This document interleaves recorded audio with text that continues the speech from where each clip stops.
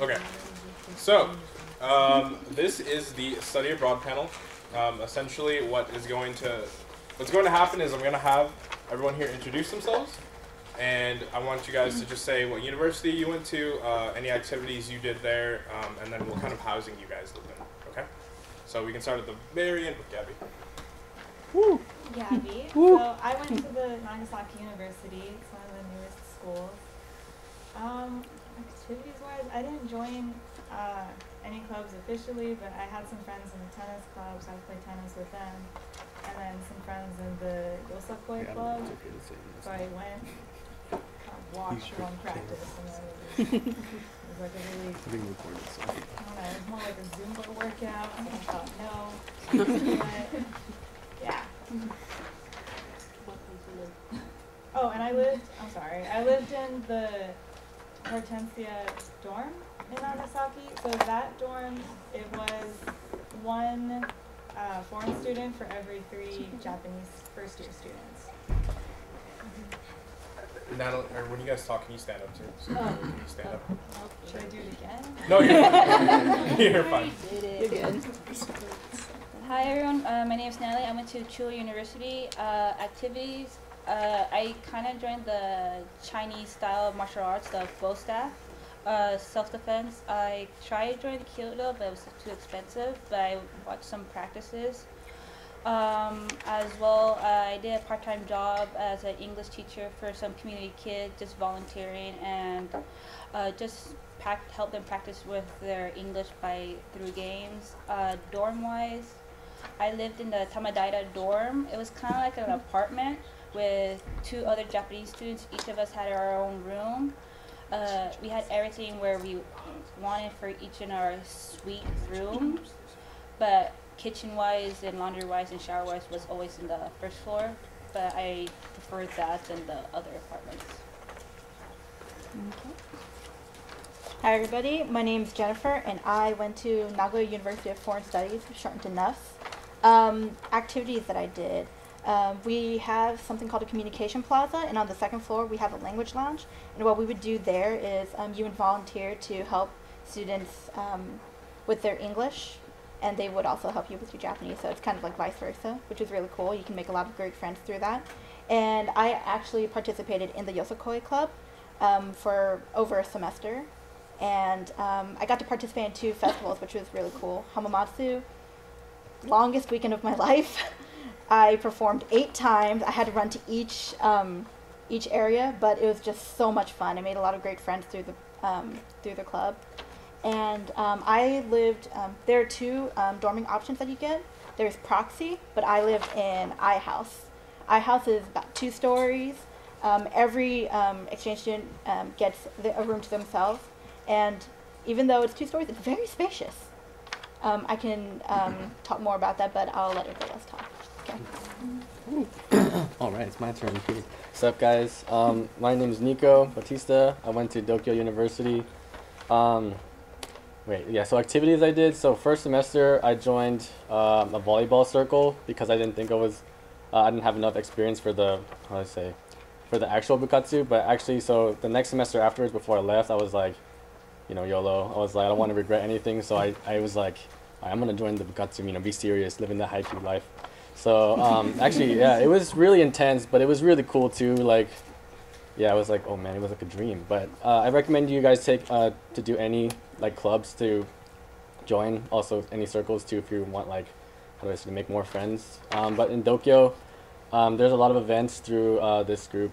They have an international club, so you can talk about that. I lived. Where did I live? I live. There's 2 dorms. It's called Asahicho and Yatsuka.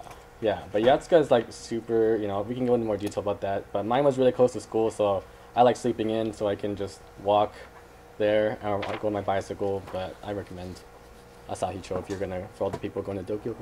Okay. All right, so what's up? My name's Kamau. I went to Toyo. Let's see, Toyo. Group stuff that I did was there was something called the Bamboo Monkeys. They're basically like a club where you can meet with other Japanese students or other foreign students just kind of come together, have good times, make relationships, friendships. Through that, I made friends with a lot of people, and then they kind of like directed me to like different things that I wanted to do. So I didn't join a whole lot of clubs, but like say if I wanted to go to something as simple as like Tokyo Tower, there'd be like 8 people like, yeah, let's go, and then like we would go and make like a day out of it or whatnot. And as far as housing, we also have an iHouse as well. It's about 7 floors. It's like like as in foreign students, and then there's also teachers that are foreigners too that live in there as well. So like teachers that teach English or help with English coaching in the university also live above you. So you guys kind of got to be a little cautious with us sometimes, but other than that, it's pretty good. No crazy parties, or not too crazy. My name is Andrea. I went to Tsumeikon University. I personally didn't join any clubs or circles, but Tsumeikon has hundreds, and you can get information about that during like the club fair. I lived also in Utano, which is one of 3 dorms that they have. They recently changed their names, and I can't remember what they are now. So if you have any questions about that, you can ask me. Hi, my name is Marissa. I went to Okayama University. I did not join any clubs or circles, but instead I did a lot of sightseeing with my spare time. And I lived in a dormitory called Kunoki, where you get your own room that has a kitchen and a bathroom inside of it. They just built a share house as well. That's it. Okay, so you guys should know me. My name is Diana. I went to Oberdeen, and I was part of the photography club. I was an actual member, so I participated in club activities. I submitted a couple photos to exhibits they had. It's interesting going out, taking pictures with people. I was also a member of the English conversation circle, so I was meeting with Japanese people to practice their English. And in turn, we would have days where we would practice our Japanese together. I'm the only person here who did homestay. I was in homestay for the whole year. I lived at, my home was about 15-minute train from, 15 minutes away from the school's closest station. And then it was like a 25-minute walk from there. I don't think there's anyone doing homestay, if I recall correctly. Yeah, I didn't think so. Okay, so, but yeah, I'm sure you guys will have the opportunity to have a homestay experience, at least for a weekend. So if you have any questions about homestay experience, any concerns you might have, make sure to ask me. Okay, I'm Javon. You guys also know who I am, but I won't be the main focus of the panel, but you can ask me any questions too, that's fine. I also went to Toyo like Kamau. I was a part of Bamboo Monkey's first semester, but I got kind of busy because I was working. But basically, second semester, what I essentially did was I traveled a lot. So with the Japanese friends that I made, we traveled like a lot. I guess I spent way too much money traveling. Other than that, yeah, I lived in the iHouse as well. Just a note, if you do live in the iHouse, there are doubles and single rooms. Necessarily, you probably won't get a single room unless there's like a complication with your roommate or something like that happens. Or medical reason. Oh yeah, or a medical reason. But yeah, other than that, and then there's also a homestay. It's a weekend homestay you can do at Toyo as well. But also know that they were doubles, but you get a single room still. Yeah. Room to yourself. Okay, so alright, so the next part of the panel will actually be the Q&A section. This one I asked you guys to prepare questions, but if like no questions are being asked, I also have questions that I can ask the group, but I want you guys to start it on it, so everybody can go. Okay? So I guess I don't know how all these campuses were situated, if they were far spread out or whatnot, but I'd be interested in knowing everyone's general commute, what they would do, whether it was by bicycle or if they would take any train or local subway, anything like that. Before you answer, introduce yourself and what school you're going to. Oh, my name is Nicholas McCullough, and I'll be going to Okayama University. So maybe Okayama person might want to Okayama answer first, first. yeah. Okay. What do you mean commute? Like from school to? Yeah. You mean from the dorm to school or to volunteer or what? It could be any of that really. Like knowing just the general geography of where you were, how would you go about, getting places on your daily, in your daily life? So on day to day, from the dormitory to campus, it's only like a 3-minute bike ride. Mm. It's pretty much attached to the campus. I did. So I worked as well. So I took 2 buses to get to work, or you could take a bus and a train. Kurashiki is pretty close by. If you know the movie Rurouni Kenshin and the famous like fight scene on the bridge, that bridge is in Kurashiki. So if you're in Okayama, it's like a 15-minute train ride to Kurashiki. Now, if you want to go from Okayama to Tokyo, then that's going to take a long time. But it's only 30 minutes away. Sorry, it's like 20 minutes away from Okayama Eki. So you can pretty much take the train from Okayama Eki to go anywhere. And then any other commute? That covers it. Yeah. Anything else? So for so that's Okayama, so that's more on the not Tokyo side. But living in Tokyo, there was a lot of people who have bicycles at Oberdeen. It was a I'm not sure how it is. I'm sure it is the same for other universities, but from the station they offer a shuttle bus. So from the closest station, it's like a 5-minute bus ride to your university. And then after that, if you don't want to do that, it's also like a 10-minute bike ride or a 20-minute walk. It's no problem. Did other universities have the shuttle? Yes, we did. Okay, so awesome. But to pay for it, actually, you'd have to go to City Hall because it's private. Oh, okay. Yeah. So there was so it's different, but some universities might have the same concept. Do you recommend getting Passmo, Suica? So it's pretty much just the pass cards. Those are. It looks like a credit card. It looks like a credit card. It's rechargeable. I'm sure some people have it. I can see Kevin whipping his. And with you, pass them out. Yeah, exactly. So you're probably gonna want to get one of those. Not if. Not even if you need it. They're different for everyone. Yeah. Yes. This is Monaka. This is something that we have in the Nagoya area. It's the same thing as Passmo and Suica. Yeah, Passmo Suica is Tokyo area. Yeah, so it's being passed around, and then those cards are really useful because you're usually they're all the able to same. use They're it just in different buses, titles, like I had. trains, pretty much everywhere. You could also pay at a convenience store. So these are also pretty much debit cards, and then you can recharge them at any station. For people who are going to be commuting, I'm not sure how it is for the dorm situation, but you're also going to want to get a commuting pass. Those are usually cheaper. You're going to be paying a set amount for maybe 6 months, 3 months, 6 months. It's cheaper in the long run.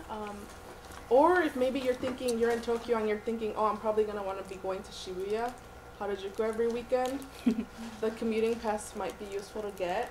It's pretty easy to get one. When I first arrived, I was under the impression we needed to fill out an application and then turn it into the station worker, but it's actually pretty simple to get it at one of the machines. So I'm pretty positive everyone has those cards. Yeah. For me, there is no like shuttle to the school. I took the bus. Some other students who want to save money, they want to use spend it on the bus, or get the bus pass that you can use for about, depends, 3 to 6 months or more. Some students use the bike. For me, I mostly use the bus, and it was about 20 minutes or so to the school. Walking you can, but it'll take a while. There's other commutes, depending where you live in what apartments. If you lived in the second apartment, one of the other internationals, you take the monorail. It is slightly quicker, but very more expensive, and it drops you off a little further from the school. There's another one, but I'm not entirely sure since it's a bit more further away from the dorm I stayed at. The bus pass I got because I can use on any KO bus. That's one of the local buses that's around my area, and you can use on any the bus pass you can use on any bus. So, and it just it can be free. It just depends how far you go and how much it will end up costing at the end. So for me, it ended up being about 240 yen per ride, and I use it up to then it'll cut you off and then starts to charge you after when you get off. So it'll be free for most cases. In some cases, it will charge you a little more, like maybe about 10 yen more or 30 yen more, depending how far you go. And it wasn't that hard to get it. Just you have to go to the bookstore that's near the station. Yeah. I think when it comes to commuting, I feel like Nagoya would probably be the most convenient for those who are going to Nagoya, because the dorms itself, if you're living in Proxy, it's literally a 5-minute walk from there to campus. But if you're living in iHouse, it's literally up the stairs. And then for commuting, there are bus stops that are around the campus, so you can take those to just about anywhere. But if you want to go to Hongo Station itself, you'd have to take about a 5-minute walk from iHouse, an extra 3 minutes if you're from Proxy, to nearby the 7-Eleven. It's literally, yeah, about 2-3 blocks or so, and then right there, that's where the bus station would be.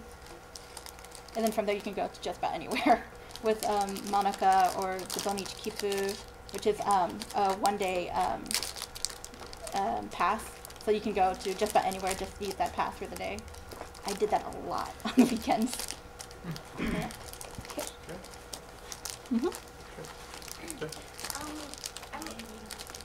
My name is Christine Ladra, and I'm planning on going to Nagoya. And I was wondering, I saw that on the website that the, how do you guys say it, E-House or iHouse? iHouse? iHouse has a curfew on it. Did that affect how you travel?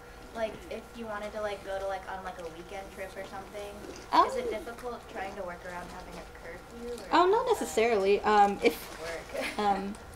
If you have some friends who like to be night owls or anything, you can just ask them to let you in. You just have to go through the side door. If I remember right, the curfew was around 11 p.m. So there is that.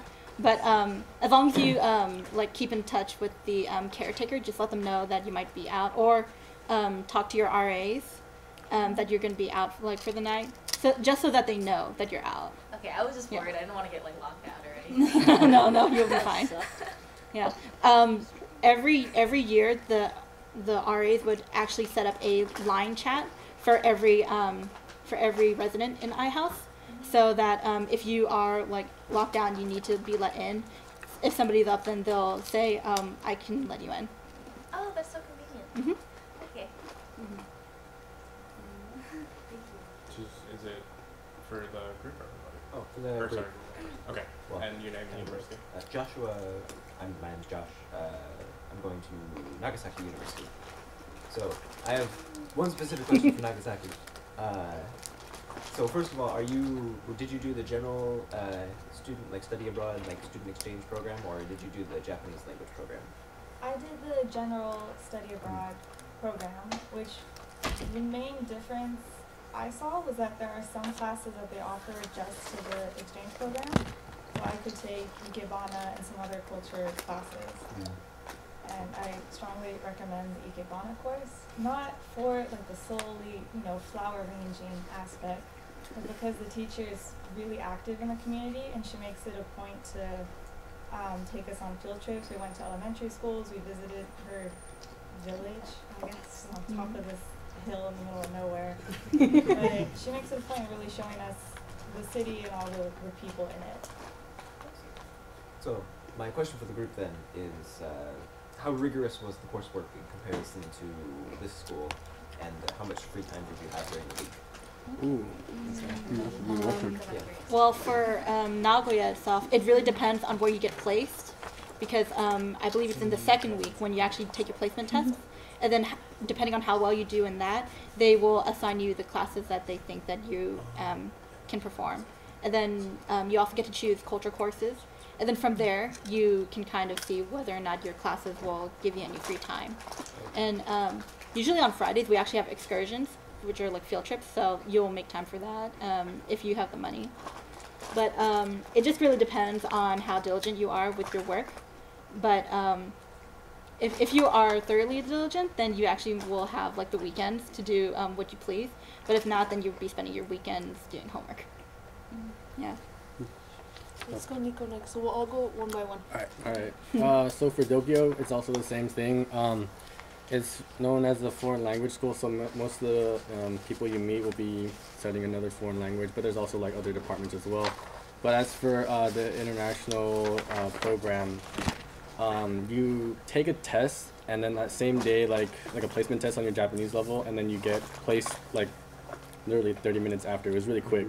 And they have like 5 levels, so they have Japanese 1, 2, 3, and then they have Senmon Nihongo, which is kind of like I guess like it's upper, and then there's, I forgot the other one, but it's like the last one is like the highest you take classes with normal Japanese students. And as I remember, I was placed in Japanese 3 and I moved up to Senmon Nihongo afterwards. And it was Monday through Friday, all the classes. There was no English that could be used in any of the classes at all.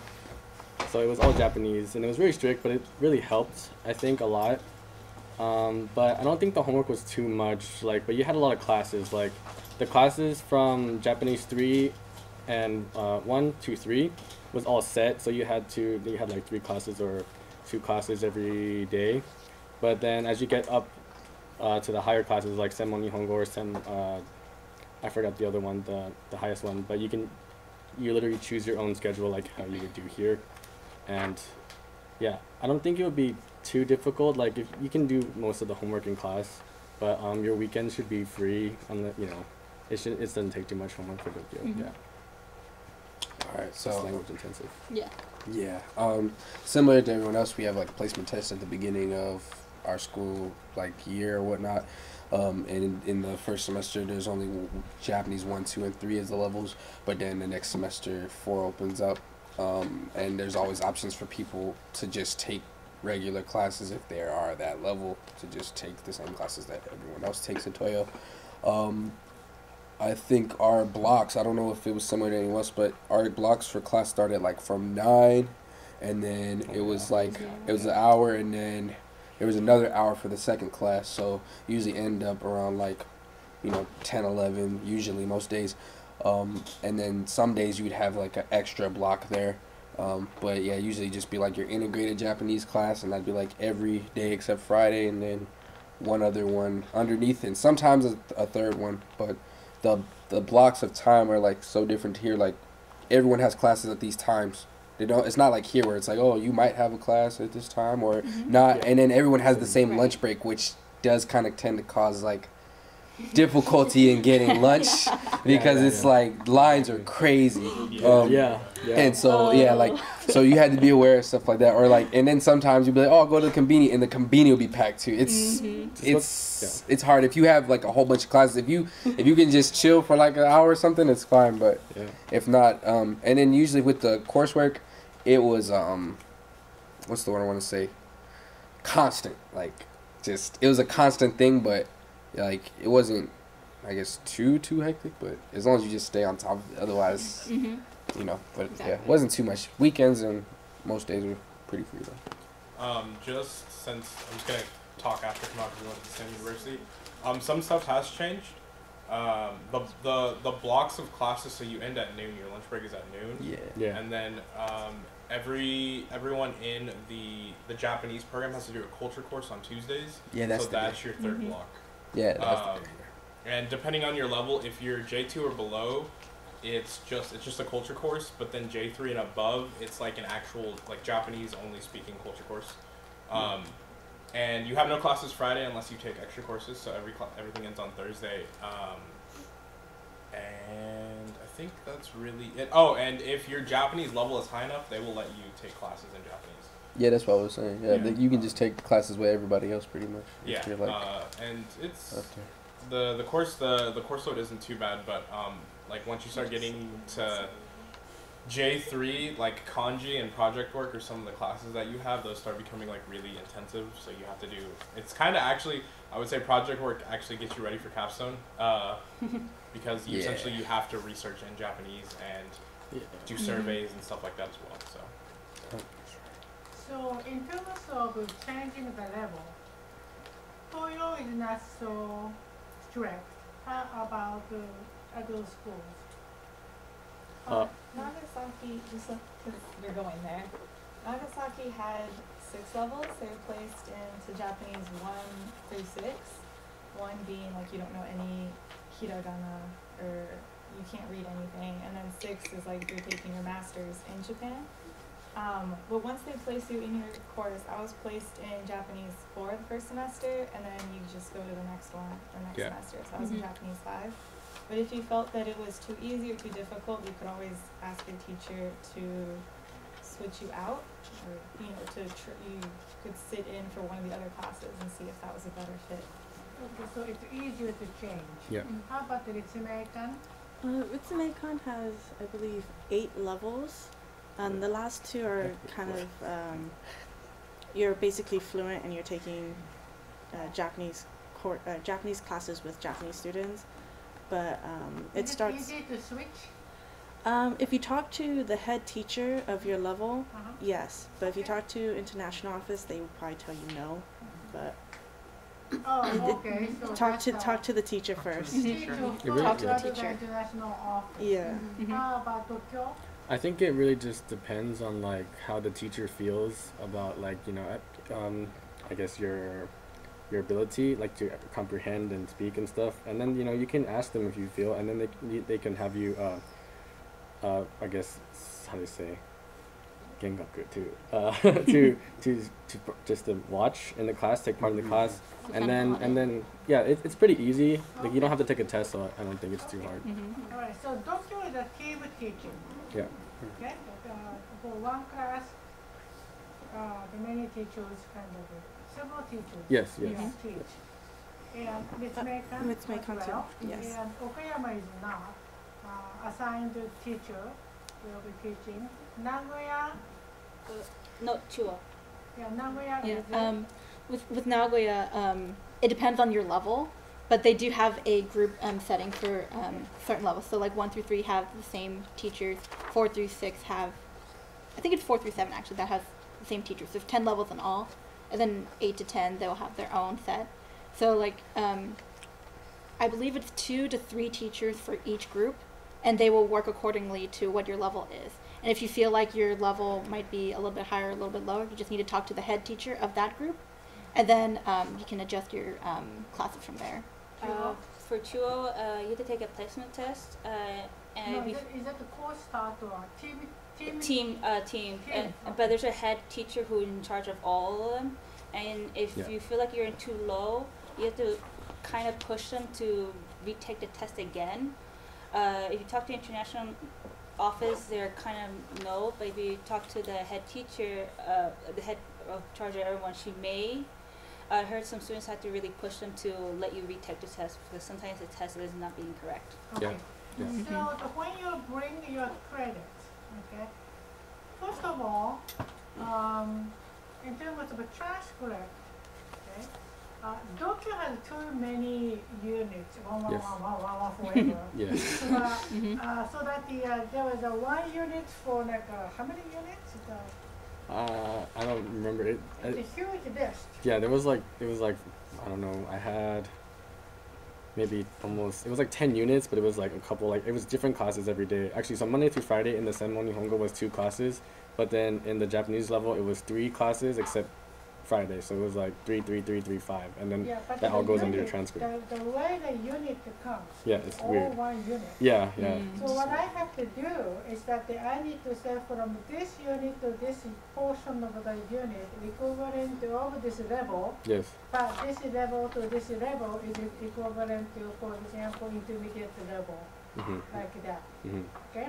Like Okayama's case, it's easier because it's labeled, and then I can tell intermediate at the beginning. Okay? In order to bring back for the minor and a major, for language, Japanese language case, it has to be labeled as intermediate. It doesn't matter whatever intermediate low is okay, but intermediate level label. I have to become toward minor or major. And then for the culture courses, doesn't matter, any cultural courses. Japanese cultural content course can count toward minor or major. If sometimes I need to look at the course content, and then if it's over, majority of the course content is 70 or 80% is Japan focus, then I will count toward the Japanese content course. Sometimes Japanese universities offer like 2 units or 1 unit. Okay, so CSMB is 4 units. So sometimes, even though it's not Japan related, but somehow this course and this course can relate it, then I may just combine and count toward Japanese content course. So you all have to kind of work with me, but the important thing is you need to bring the syllabus, also the book that you used, and then your work samples, and then I have to look at them, okay? Sometimes you don't bring them because those are heavy, but it takes about a month or so. So if you ship it little bit early, the one that you used before, it may be easier. And sometimes you make a scan, but you don't scan the important part of it. Okay, so please be sure to bring those things. Japanese syllabus is pretty useless.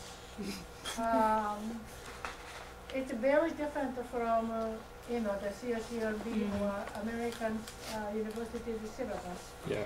American syllabus is very rich, and it really tells what the concept is about. However, Japanese syllabus is 1 or 2 lines. Yeah, 1 page. Use 1 page for it. You have to read it out. So I have to meet individually and then ask you questions. And then looking at the textbooks and reading samples, and then I am able to do the articulation sheet. Yes? When you ship it, make sure you have a very good tracking number, because for me, they end up losing all the important documents when you ship it over.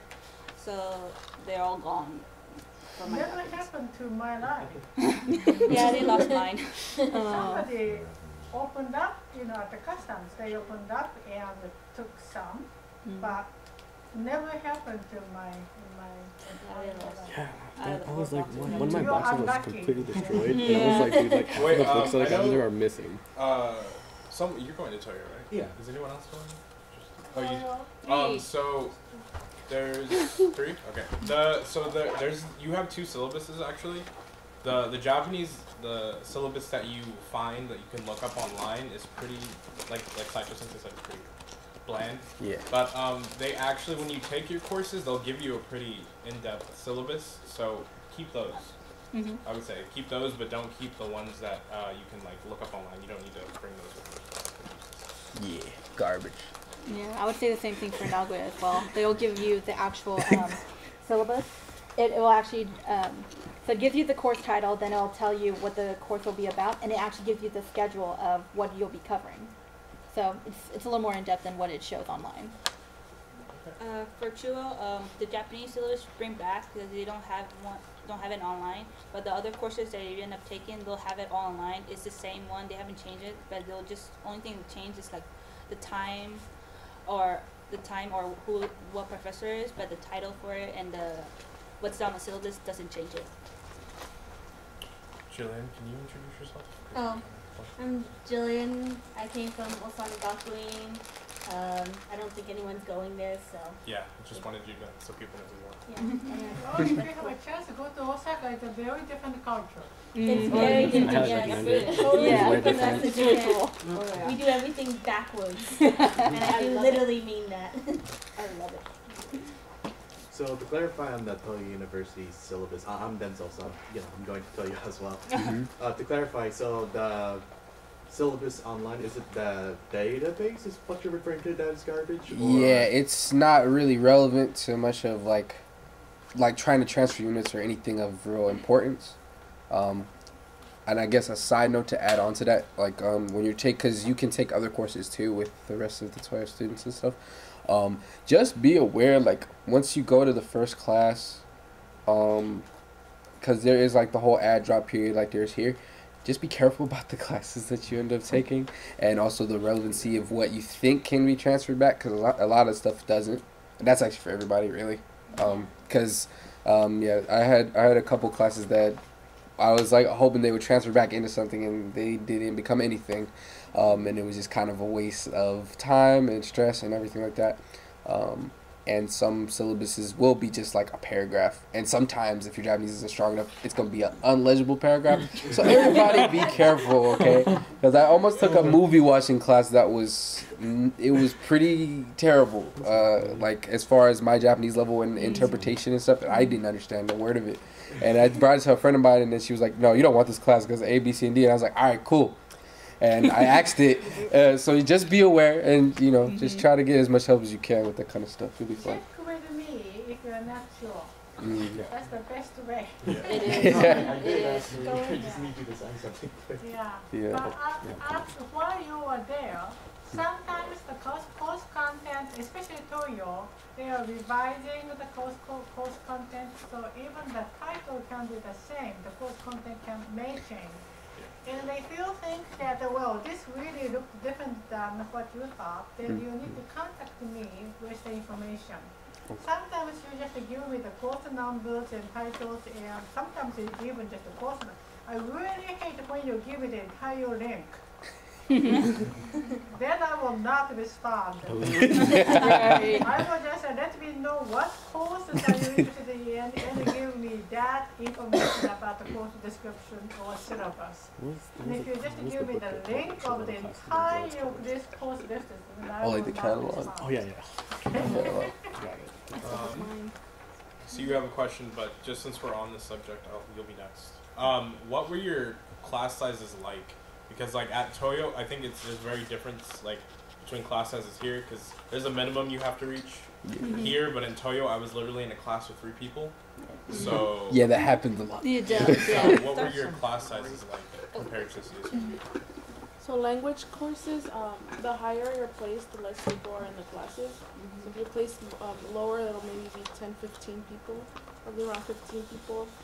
The higher you get, less people. Culture classes, same as your Vaughn, have less people in it. I had a class that was maybe 3 American people and then 1 Japanese person. So yeah, so the courses are a lot more. The student to teacher ratio is really nice. For Okayama, it's kind of like what Deanna said. The higher in level that you get, the smaller class size. I was in level 3 and 4, and there was about 20 students in each for language. And then for culture courses, it varies between. I had a culture course that only had 5 students in it, including me, and then one that had maybe about 15 maximum. So it's pretty small. So it's opposite here. Yeah. The culture course here has a larger number. For Ritsumeikan, the language and the traditional art courses, I don't believe have a minimum, and probably the smallest class I saw was about 5. But for the other courses they offer, such as the culture courses, they had up to like 40, and they did have a minimum that if they didn't reach, they would have to cancel the class. So it just depends. Let's see. For Toyo, it's similar to what they were saying. Higher, less people, lower, more people. But most of the classes that you will actually be assigned directly through Toyo will be like, you know, your Japanese 1 or 2 or 3 requirements. Those would just pertain like the other foreigners that are with you guys on that same study abroad.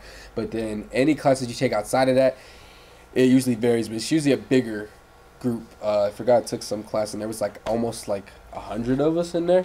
It just depends on like what you're trying to do. So yeah, it just varies. For Dokyo, I don't know. I think it was kind of like in the middle, like Japanese 1 being like the lowest, and the one after Senmon Nihongo, where you can take normal classes.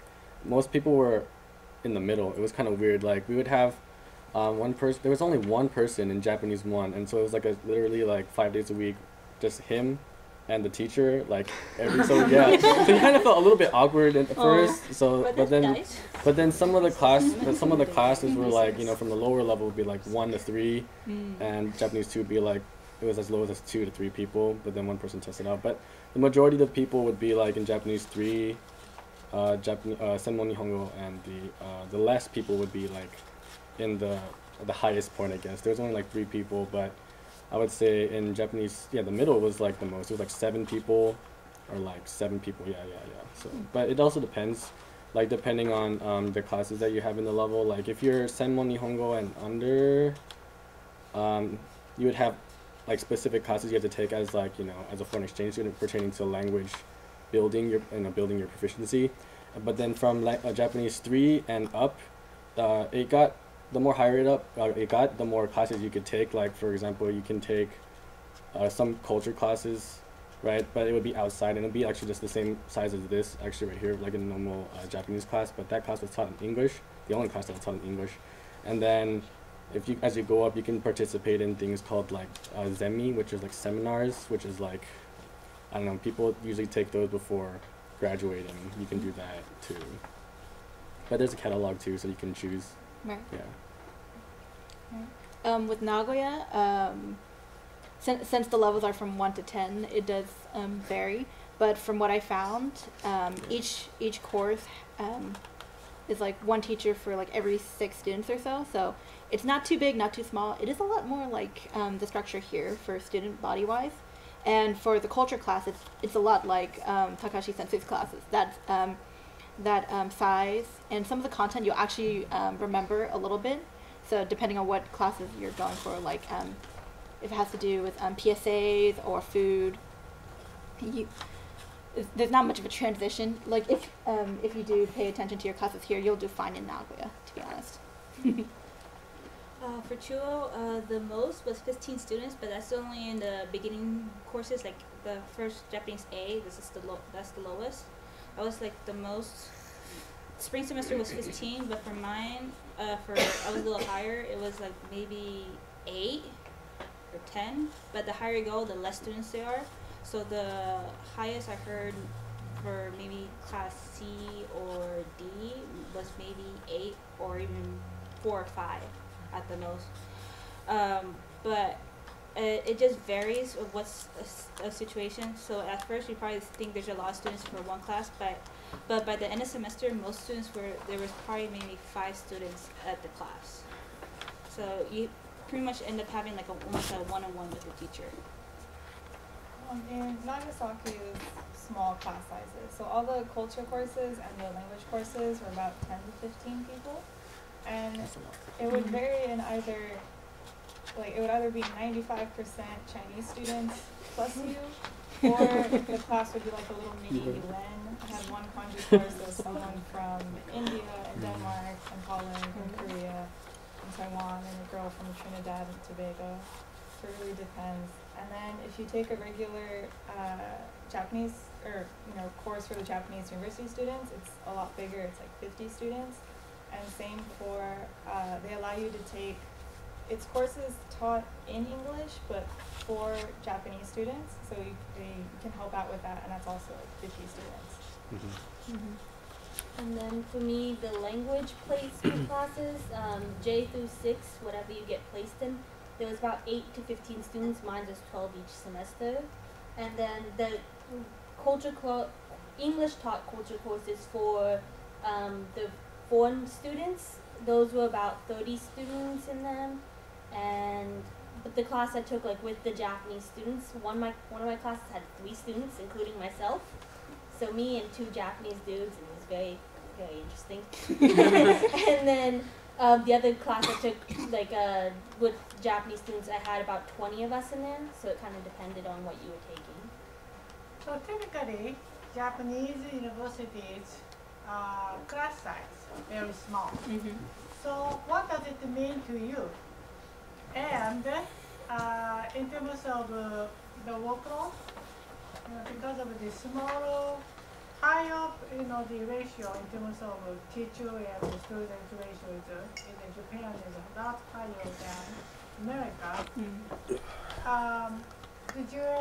The amount of the attention you get is a lot, right? Yeah. So, how did you feel about that? Who goes first? And then how about your courses taught in Japanese language? Japanese language courses are taught in Japanese. Most of the time in Japan, they do teach in Japanese, all the instructions, right? Any different courses taught? So for me, I had, I got to know all of my teachers well, and they all knew me. So it was nice to have that connection. And unlike here in America, where we don't really socialize with our teachers outside of school, I went to most of my teachers' houses, or we went nomikai, or like things like that. Yeah. And you really get to know your teachers when you're there. And that's something it's a really different experience, and it's kind of nice to actually have your teachers know you. So that was nice for me, and it really helped trying to get me motivated into studying.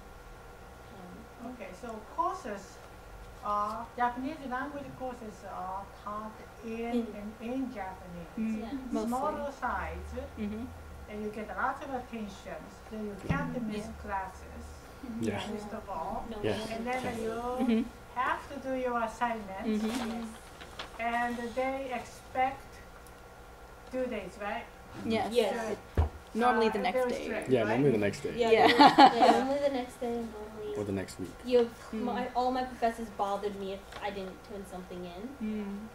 Yeah, they'll ask you, is everything okay? You didn't turn this in yet. Yeah. They become very concerned. Yes, they do. Yeah. I mean, Nagasaki though, it was a small class size, but it was super informal.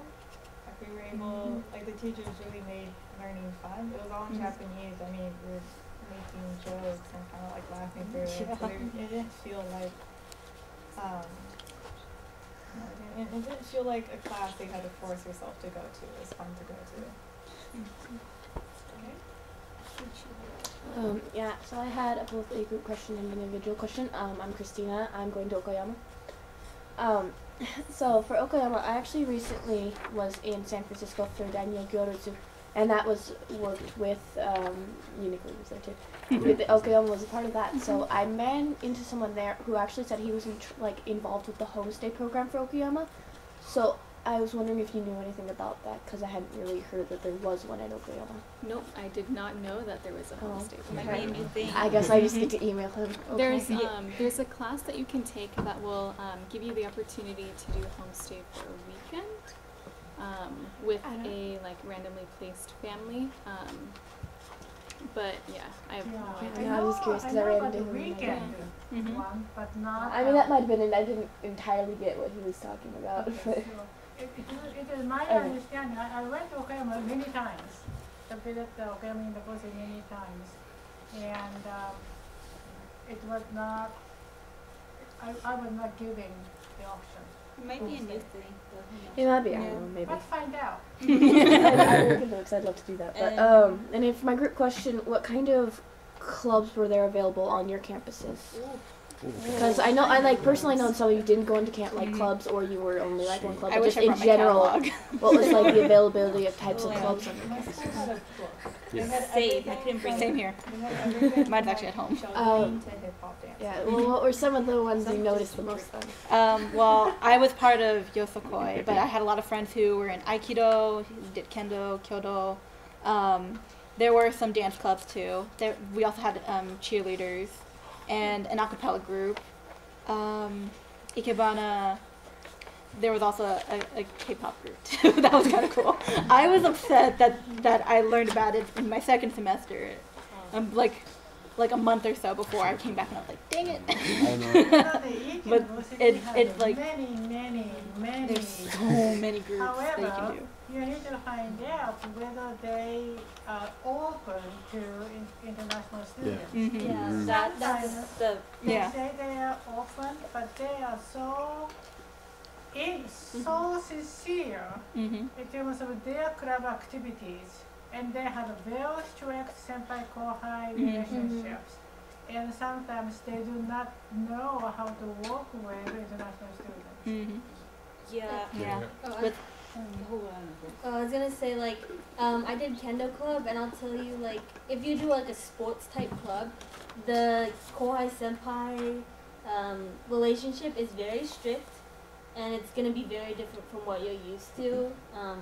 That was very hard for me to get used to, but then it's good for you. It is good. It's a good experience, and for some of the clubs, I had a friend who wanted to join the soccer club, but he couldn't because the team is so competitive, or the club is so competitive that they wouldn't let a foreigner in. So just to be cautious of that. But and then be cautious of like not to step on the senpai kohai Mm-hmm. relationship line. In Japan, there's always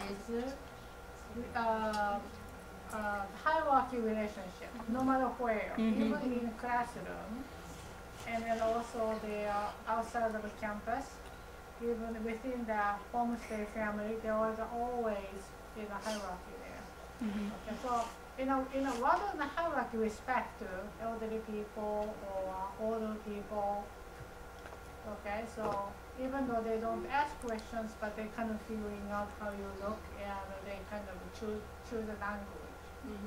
But at certain point, I want you to talk about the friendship. Okay. So I guess this will help branch off. Yeah. Oh, I continue on. Oh, sorry. I was raised. I was just wondering, so if you do join a club or something like that, how much time would you say you'd have to dedicate to that, like per week or? It would depend on the group that you're joining. Yeah, either you're joining the circle or the actual club, because that is both different. Circles is more like you come when you want to. Club is you're being very serious, like it's more like sports serious. You have to make a commitment every extreme week. commitment for the sports side or like a higher. But it just really depends which club you join to, how the schedule is at, how much time they want, and how much dedication they want out of you.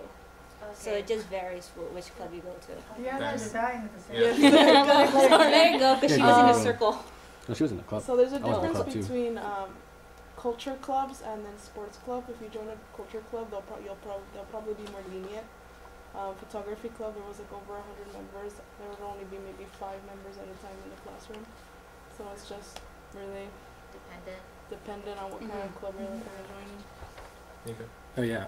So usually when you first get there, I don't know if it varies with different universities, but they should give you a book, and about all the clubs in the university. And usually like the first half is all like the bukatsu, which are actually the real serious clubs, and it tells you the days and tells you all the information you want to know, the days, the time, and then after that it's like all the circles and stuff. So like that should be all your information there, and then you can contact them there to say, hey, I'm an exchange student. It's okay if I join your club, and then most of the time, they'll be really, really happy. But one thing that I really noticed, like being in part of the bukatsu versus the circle, like when I was in the circle, I was like the oldest, like out of everybody. So like when everybody found that out, they were like from friendly to like super keigo, and I was like no, we're all friends. Yeah, I was like we're all friends, so it's good. So yeah, but sometimes for like it was really different because in the bukatsu, like no matter what age you are still in first year ichinensei, because like right. So even though I was like older than everybody there, I was still ichinensei, and then the senpai kohai thing was really, really strict, so I had to use a lot of like keigo towards my senpai. Yeah, so just be aware of that. I highly encourage you to involve club activities. Initially, it may be difficult to be accepted as a member. However, once you get accepted, you really can understand how people relationship work and how Japanese people develop relationship. It's a very, very different experience. Okay? So to kind of go off that point, how did you guys form relationships? Like, how did you make your friendships? Because were Japanese people more timid? Did you have to go up and be kind of like the starter? I don't want to say like aggressor, but you had to be the one to talk to them first, or like did they come up to you? How do you guys do it? Raise hands. It really depends. At least in my situation. Oh, sorry. Did I? No, it's okay. I'm so sorry. No, raise hands. Yeah, if you're gonna say raise that's what she was saying. Raise hands, Yeah. In my experience, a lot of my friends I met through the Communication Plaza. It's a 3-story building where a lot of students go to either purchase food, purchase books, and then the language lounge is on the 2nd floor. Like I said, I did volunteer to do that, and through that experience, I made a lot of good friends, and and then outside of school, we would meet up, we would hang out, maybe cook food or like go to a concert or something. It just like builds up from there, and it was kind of half and half. Some of the friends I made talked to me first, but some of them I actually talked to them first. So it just really depends. Same with me. when I first got there, it was mostly the Tamadaya dorms there who I met. They were helping me out, and that's who they approached me first. And then as well, there are times when I went up to them instead. So like the social group I met outside of the dorms in school, I kind of just went up, kind of end up just talking to them randomly, like a person I just met at the store I like to go to all the time. I just, like always see them. I just went up to them and just started talking, saying, "Oh, you like this too?" And we just started hanging out more, and I still talk to them. It just varies. It's like sometimes they're a little shy, and sometimes they're do want to be a friend, but sometimes they want something out of you. Because I've seen some Japanese students who want to be your friend, but the only reason why is because you speak English, and that's the only reason why. And those are most cases, and that's why I didn't really want to stay at the English lounge they had at the Jewel. Initially, maybe they have to know why they want to develop relationship with you. Mm-hmm. So that's maybe the first motive. But once they get to know you, that's different, right? Actually, I knew after, at first I thought it was like, maybe they just do want to practice the English, but also be my friend. But after the second week or so, I already realized they just don't want to practice their English. So it takes time to develop relationship. So I kind of want you to kind of reflect the beginning and how you are able to develop the relationship. Marisa is dying to say. You're talking about Japanese friends or international? I'm talking about Japanese friends. Okay, Essentially, so like how many friends did you have during the first semester? How many did you have at the end? Like, how did that kind of develop? Well, for Okadai, as soon as you get there, you're going to be given a Japanese tutor who will help you through everything that you want to figure out. And the way that I met a lot of my friends was my tutor introduced me to her friend, and then her friend introduced me to her friends, and so it's kind of like a cycle like that. And as well as many other schools, we also had, we call it L Cafe, Language Cafe. Yeah. And there's a lot of Japanese students there who want to practice English, and that's a really good way to make Japanese friends. Oh, Thank you. yeah, I do, but I do all too. right. I do too. Okay. All right. So, all right. So, anyways, basically with me, it was similar to Melissa. We had Marissa. I am so sorry. I apologize. Anyways, so pretty much we were given these things called language exchange partners. So you have like a certain number of those at the very beginning of like your school year. So you usually get like 6 to like 2 people. So you get like a lot of people that can show you around or help you out with your classwork and things like that at the very beginning. Some people's like LEPs kind of became like everyone's LEP in a sense because they're like really, have like a lot of like good people skills maybe. They just wanted to be friends with everybody. So some people's LEPs were cool with like everyone, and some LEPs were just really shy and like hard to get to know. So that was the first thing, and then language cafe, and then work and stuff like that. And I met a lot of different people through those things. So yeah. Okay, going back to the difference with the age thing, so I actually met my closest friend through the English conversation circle that was at Overeem, and then like Natalie mentioned, at first it might seem like, oh, they only want to talk to me because of the English, but when you start getting talking about things you guys might have in common, then the relationship starts to like become more than just the like a language exchange thing. And then it's interesting because my friend is actually a couple years older than I am, so then like normal friend I would maybe tease him or stuff like that, and then people would always kind of mention like, oh, how could you do that, he's older than you, kind of. For us it's normal, we're friends, it's fine. But it's just being aware that even if it's a friend, there's still like, I was fortunate enough that my friend was like kind of studied abroad, he was comfortable with like having American friends, but with other Japanese people, even though they're your friend, even if they're older, they do expect a certain amount of like respect. I'm gonna, for me, I made friends like with my kendo team. At first, like I thought they all hated me. I really did. I thought they all thought I was some silly foreigner girl trying to play with the big boys. And so I thought they didn't like me at all. And like it took me like maybe 3 months of just like constantly coming to practice and getting to know them and talking to them. And then we became like good friends. And actually I still talk to a lot of my kendo team now.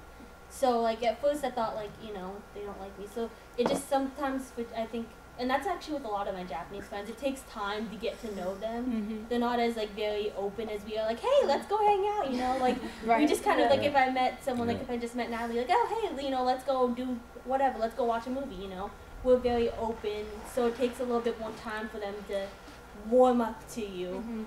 And so that was what I noticed with a lot of my Japanese friends. It took us about 2 months to really start knowing each other, like on a more friendly level. And I just want to also add, you kind of have to decide how you, especially if you want to specifically learn Japanese, you have to make the effort. A lot of my friends I met while working at the school's English community zone, so we started our relationship off in English, and so it was really hard to transition into Japanese after the fact because they would always want to speak to me in English. So like, if you're comfortable enough with your Japanese, make a constant effort to kind of like switch the conversation from English to Japanese. And I think it'll affect it really in the long run. Even if you're not comfortable. Yeah. Mine, I was still uncomfortable with mine, but I still try. It's like, what? And I switched to English and then try to go back to Japanese. I feel like all of us probably have a regret that we probably wish we would have spoken more. Yeah. Everyone can make Yeah. Nico? Yeah, don't be afraid to make mistakes. Just speak Japanese because that's what that's one of the main reasons why you're there, you know, besides sightseeing and making friends. Speak as much Japanese as you can, and just actively, I don't know, talk to your close friends when you build with them. You know, is this correct? Is this right? So then, you know, they'll more than likely want to help you too. Yeah, so don't regret that. Like, oh, I wish I should have spoken more Japanese and I spoke English like most of the time, or this. But you know, you gotta keep it balanced, I think. And then as for friends, I guess like the 3 top things that I was able to make friends was events, you know, that's to get your foot wet. Just go to events, you know, there'll be like a few events, and then just talk to people, like use your Japanese, and use what you learn in your new classes. So events, circles or clubs, and then your tutors. And then sometimes at home, like I would come home, and my roommate, you know, he would have his friends over, and I met them too, so it just keeps branching out. You'll make a lot of friends.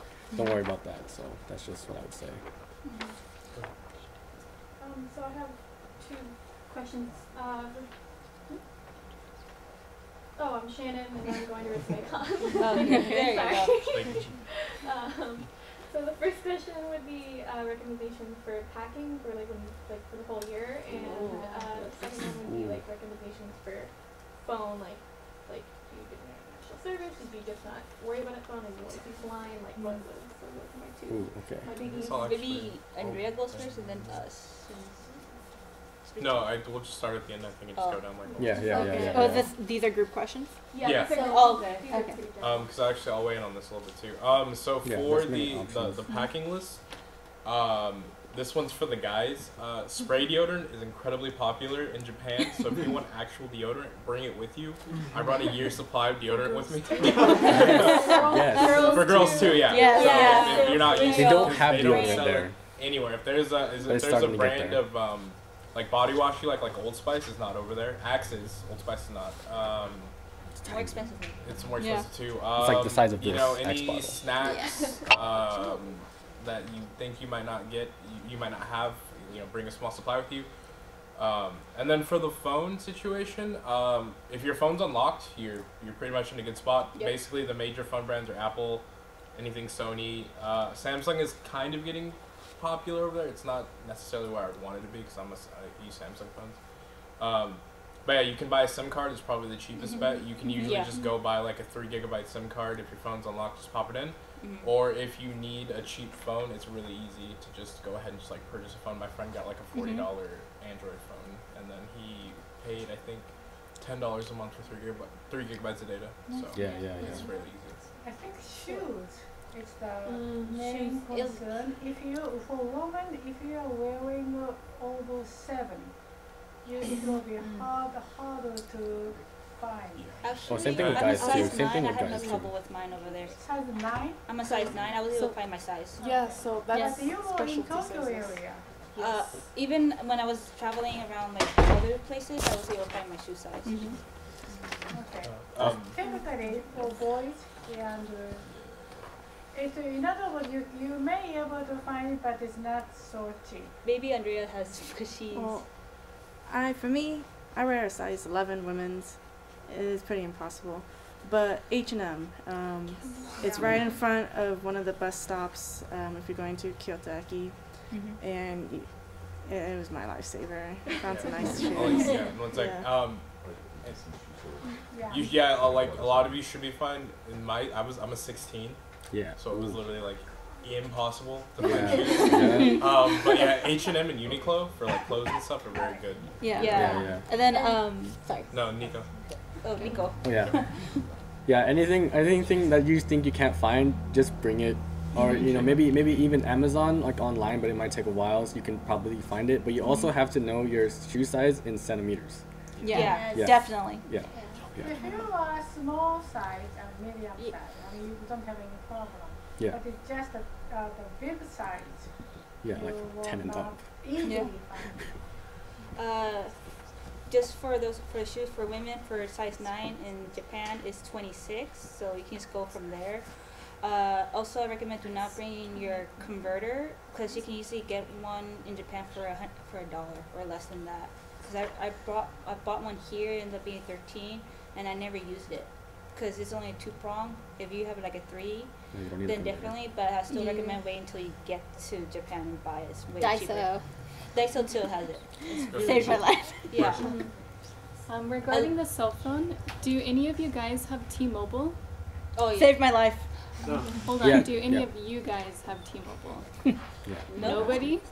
Okay. Okay, well you should get T-Mobile because if you have the unlimited data plan with T-Mobile, you can use your phone abroad for texting, and data is free, and it's 20 cents per minute for a call. So if you guys like want to sign up in the next month for T-Mobile, like I never had to buy a SIM card, but just like Jovan said, you can always buy like an unlocked phone for cheap and then get a SIM card for that.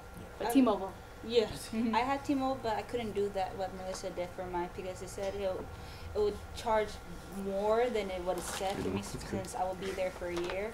I recommend more getting the unlocked phone. You can even get a really cheap phone right now and have that unlocked. You just put a SIM card and make that your hotspot. And then Nico. All right. So yeah, just talk to your carrier. I know T-Mobile for sure because my brother just recently went abroad with his high school, and we had no problems like talking or sending texts, or just anything. So talk to your provider. I know T-Mobile and maybe Sprint too. They have that kind of international plan. You can talk with them. But other than the SIM card option, you can also choose to get a portable Wi-Fi, and you can do that. I don't know. I live close to like Akihabara. That was like 15 minutes, so like that was like the place to get all your electronics, and it's just like how you would pay for like a SIM card too, depending on how much data or gigabytes you wanted per month. You would pay like roughly $25 to however much you wanted. If you wanted to live stream everything, it might be really expensive. But depending on which brand or like type you get. I think I got mine for about like $30 for like a month, but it wasn't super fast, but it was enough to do like messaging and like checking some stuff. Okay. So, this regards to the to a couple things. So with the shoe thing, I can't get shoes in my size either. So I just splurged and got 2 pairs and just had it for the entire time because you're gonna walk a lot. You're gonna walk your shoes out. So just make sure if you can find shoes in your size easily. Cool. I have caveman feet, so it doesn't really work out so well. I gotta have 4E width. It's ridiculous. But and then on to like the well, he said the pocket Wi-Fi thing. That's a thing. But then you can also, if you're in Akihabara and other places, you can actually buy wireless modem for your room if you don't have one. So that was extremely useful for me. Like if I wanted to have people over and all of us play video games on our laptops, just buying that and then plugging it into the wall, and then you don't have to do anything else. If there's internet in the house, it'll work. And yeah, it's not that expensive either, so definitely look into it. So I used pocket Wi-Fi because at least in my dorm the Wi-Fi was terrible, and people were even having issues with the routers that they bought. So I was able to use my pocket Wi-Fi for my laptop and up to 10 other devices that I wanted. But also, like, I was always the one that was kind of the savior when we're out because I had unlimited Wi-Fi in the one. It was about Was that the $60 one? Maybe like, well, it was 60 about. 60 Yeah. a month? I think I saw that a one month. too. It's less internet, but Unlimited. How much? 60 a month. $60 per month? Yeah. For unlimited? Unlimited Wi-Fi can up to 10 devices, but Yeah. I was 10 the savior several Savior. times when everyone had no data and we were lost somewhere in Kyoto or we needed to make a call. Right. Just tell your roommate about it, they'll get it, and then they'll say Yeah, you're yeah, yeah. savior. I mean, you can go in with like a couple people if you want to do that. But that was my choice, and I used it the entire year. I really enjoyed it. So I was Dang, I gonna wish I was say, with you, man. in regards to the packing, I know that like, people are saying, oh, you should bring all this stuff. And I kid you not, I tried to bring as little as possible, knowing the fact that I'm going to bring a bunch back with me. So when I went to Japan, I brought like the biggest suitcase that the airplane would carry without having to pay an extra fee. And I only had it about halfway filled. And what I brought clothing-wise was things I was willing to part with at the end of my year. So I think, because then I ended up bringing 3 full suitcases back. And I mean, they were all full, like completely full, and still mailing stuff. So, but yeah, I bought stuff that I was willing to part with clothing-wise. But yeah, if you do need shoes or like certain things in your size, shoes, deodorants, any medication, things like that, bring a year's supply. Bring a little over a year's supply if you think you might, you never know what may happen. So bring plenty of that. But in terms of like clothing and stuff, you could buy clothing there. You'll be fine. You'll survive. So bring as little of that as possible is what I recommend. I just keep in mind, you're not going to be on a deserted island. Yeah, only the necessities. Means of contacting people back here to say, can you ship me your winter clothes, which is what a friend of mine did. Yeah, just or to ship them back before you leave. Yeah. Okay, I'm gonna make you two the last people to talk on this, and then we're gonna go into the next question. So, I personally wouldn't recommend that if you're of my height, my shoe size, my weight, anything like that. Because despite H&M having maybe 2 items and a couple pair of shoes that I could buy, I was screwed if I didn't bring enough clothes for summer or for winter, or if I had to bring stuff back. For someone of my height, my weight and everything, that was not a good idea, so that might be something you guys need to think about. Because even though it's not a deserted island, they don't carry a lot of sizes. In terms of like online shopping. That's true too. Like if, particularly if you're bigger, like let's say for female garments, you might need to bring some of that stuff. I cannot find anything like that. Yeah. Sizes are all so that's different. actually a true point too. They're all Size different. is different, right? Yeah. Yeah, size is different. Women are Here I wear small S, Yeah. but in Japan it's a L. Yeah. Yeah. For men, yeah, same. Just a size up, yeah. So just be sure Go to 2 check all sizes those up. things before you It also depends on where you shop too. Okay. Yeah. Yeah, talking about the internet phone thing. I'm not sure about other universities. My university did a event where they had a person from a phone company come, and they set us up with a SIM card that came with a phone number. It was like 3 Gs of high speed data plus like unlimited slower data. I think it was like $30 a month. If not, I'm pretty positive any other place, if you go to an electric store, yeah, if you go to one of those, I went to one before and they have a lot of options also. About the packing, Gabby mentioned it already, but I recommend that you guys get your winter clothing shipped because it is going to be a lot heavier and it does get cold, especially if you guys haven't ever like experienced cold weather. It's going to be really overwhelming. So I recommend you getting that shipped. I don't know if any of you guys are planning to take textbooks, maybe to study. I don't recommend you do that because textbooks in Japan are so much cheaper. You're probably going to end up buying a lot, wanting to bring them back, and then you're going to end up having to leave the ones you took. So I don't recommend you taking textbooks. There's a lot of like used bookstores that sell like really cheap manga textbooks, really easy to buy. And then same as Andrea, clothing wise, I could not find clothing my size in Japan. So if I ever need or something, like if I wanted clothing, I would have to ask my parents to ship it to me to Japan. And then also makeup. So to me, makeup is like a really big thing, and I couldn't find any foundation, my color, stuff like that. So nothing really I like. So if, as it's been mentioned before, stocking up or having it sent to you. And just remember for flights, any international flight, you get 2 check baggage. Yeah. So you know whatever width your plane will allow, and then you get 1 carry-on. Yeah. Remember that, Yep. okay? Without paying additional fees. You are going to the country which has got a lot of kinds of things. Yeah. Okay, so except that the sizes can be the issues, but then in terms of daily supplies and whatnot, Yeah, you can get everything there. you won't have any problem. You have a more choice, and I want you to explore variety of things. Go to 100 円ショップ.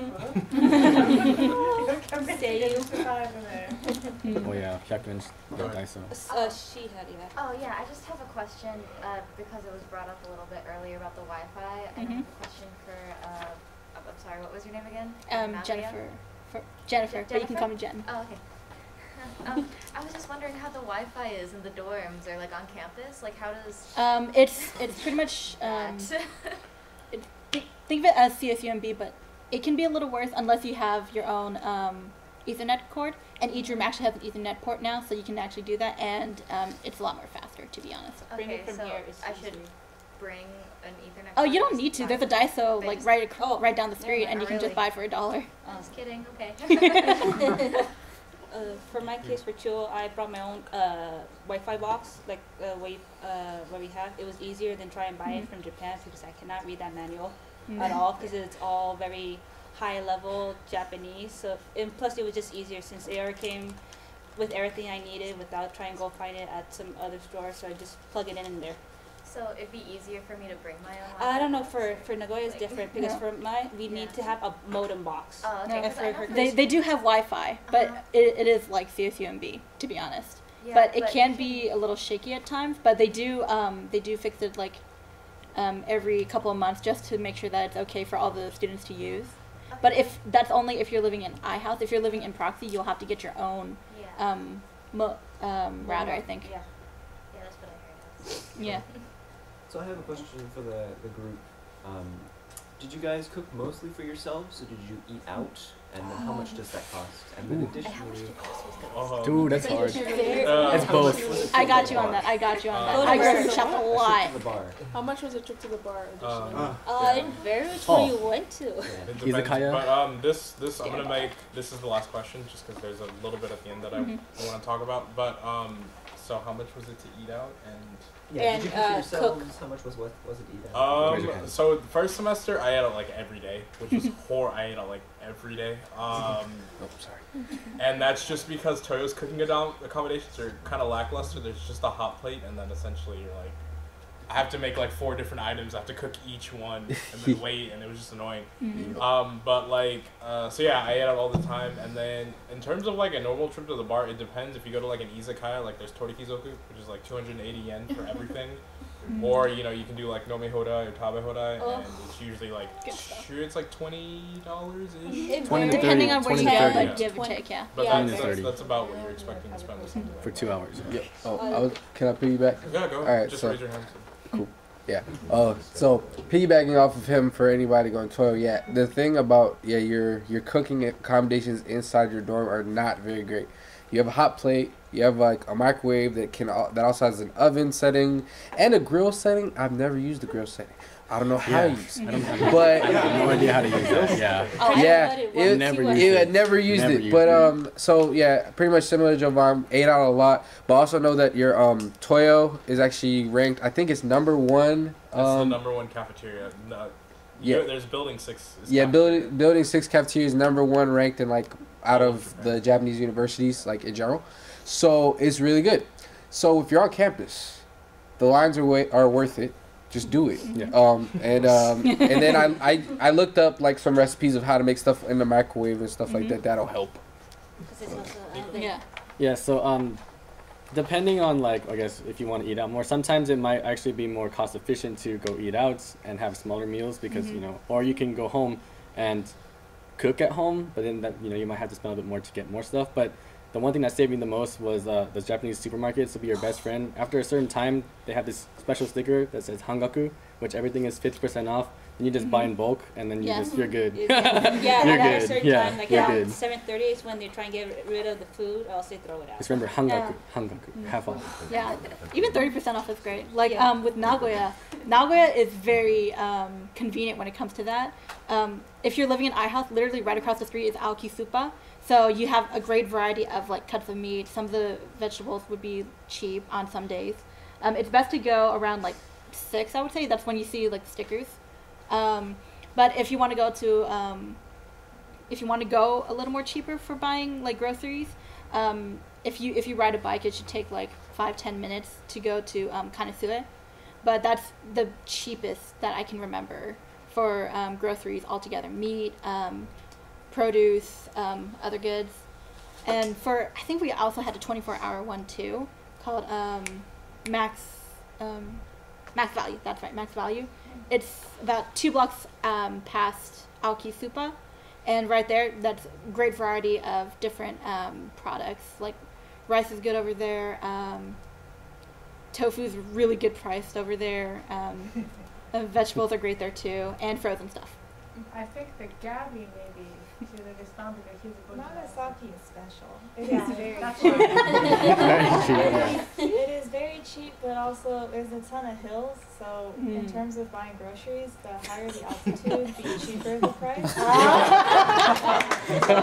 The further away from the sea, the cheaper it is. And Makes sense. Lucky for you, the dorms are on top of a hill, so there's like little old ladies that sell produce. Oh. It's easy to get. Yeah. Also, just to say, if you're like an early bird, some grocery stores give out coupons at the beginning of the day for like the first 50 True. people who go, and you get like anything in the store for like 90% off. So it's, Yeah, like, yeah, 60 yeah, that's something. right. That's good. So just I remember never got a stuff chance to like do that. that though. The earliest I would go shopping is like 10 a.m. The last thing I just gotta mention, so like as Americans, we all have this like culture of like, oh yeah, I'm gonna get this wrapped up, I'm gonna get this to go. There's none of that at all. I was able to do it. Well, yeah, there's been like extenuating circumstances here or there, but like just know that like if you're paying like to eat at a place, like you're paying to eat at the place, not paying for like To go. bringing it home or anything like that. You can get stuff to go, like but solely to go and then go home and then eat it. But yeah, so just be aware of that because Yeah, actually. it can be a rude awakening at times. Oh yeah, definitely. Yeah, there's no real such thing as take home unless it's like fast food. Yeah, you or the restaurant sells it, but that's very few. That's- Very few. Yeah, you either take it home or you eat it there. There's not like eat and then between. There's Yeah. none of that. Some places So yeah, you so just ask if they have takeout, and if Yeah. they don't. Yeah, yeah. Yeah, you just have to ask, Ask. but yeah, that helps. Guys. People try it. Okay, so the last thing I want to do is kind of just go, I guess just have the panel. If you guys have any, I got cut off, but if you guys have any tips, like something that you really would like to share, like I'd say like up to 3. So starting with you, Diana, if Something you have anything. different from each other, okay? Yeah. Listen to whatever other people say. So And just- say which end are we something starting? different. Who's starting first? Oh, you can start at the very end. Oh, I'm starting first? Okay. If you don't have anything, it's fine. No, You I can do. skip. It's just you're gonna give me a second to think. Oh, I about got it. it. Okay. Okay, we'll So, start with my number one tip is that you guys should take the JLPT while you're over there. It's a really good experience. I took it this December before going abroad, and I failed at 3. And I took it this past summer, and I passed the 3. It's a really good study goal. So, and then the books are so cheap over there, so it's like a really good experience. It's really different than taking it here in America. There's a lot more people from all over the world. And then I recommend if you're planning to work, to do a part-time job through your university, you'll most likely have to set up a bank account. So you'll probably be able to ask your international office for help for that, but I recommend setting that up also. The only one that I can think of right now is just try to keep track of your money, because when you're out shopping and you see a lot of things that you want to get, you know, your money can slip by pretty fast, and at the end of the year when you're trying to buy your plane ticket home, it might be a little bit difficult. So I would recommend you to reserve the returning ticket. Okay? Yeah. You have to wait until that's like the maybe only January thing. to do that. My first one, I would say, would be to set reminders for when you have to sign for your scholarship. That had a few times caught me where I forgot to sign and they told me like they don't know when it would come. It always came 10 days later, and so for 10 days I had 700 yen to my name for meals and whatnot. You're talking about the JASO, right? JASO, and at least for Ritsumeikan, Grassis, you also have to sign for it, and if you don't sign it on that one day, it's going to be 10 days late. So that can really set you back and make you think of how you're going to spend $7 for a week. Okay. Let's see. 3, right? Up to 3? Yeah, I'll just say 1 though, because time's actually pretty Oh, okay. I would just say go get lost. Like, in my surrounding area, there was literally so much, and everything was like kind of stuck together. So sometimes it'd be like, I literally walked down the alleyway and found a giant park with a waterfall in it, and it was really random, and that's one of my favorite spots in the area. But yeah, just go get lost. Oh yeah, mine's kind of like, it's kind of similar, but I recommend taking, just travel any opportunity you get a chance to, because you might regret it. But you know, if you're feeling brave or bold, just take a trip by yourself and with no plan. But as you know, as long as you have your place to stay and you're good, that's the only thing you need to plan. But if you don't have any other plan, then just go. Like, you feel so free and the world feels bigger than it is. Yeah. To kind of bounce off of what Nico was talking about, I actually did get to do several like trips by myself, and it's very eye-opening because you get to see where you stand with your language, but you can also see what's around you. And that was also something I wanted to talk about. Absorb your surroundings. Pictures can only do so much, but make sure you take the time to actually admire what you're around. The architecture is great, the change in nature, just everything. Don't take that for granted, because you won't remember that once you leave. Push yourself to go out there doing something by yourself, because it's easier. It's like it helps you see how far you can go beyond your boundaries by doing by yourself, like a lone trip, going even downtown by yourself, try and see how it is everything by yourself, and also test your Japanese. Like for me, I did a week trip, travel by myself, going to from Tokyo to Kyoto, and then around the Kansai, and then from there I went to Hiroshima, all by myself, and it helped me push myself to see how far I can go with my Japanese, but as well able to go beyond my personal boundaries. I would say get involved. With Nagasaki, I mean, unlike Osaka or Tokyo, it's not immediately obvious everything that is available in the city to do and to see.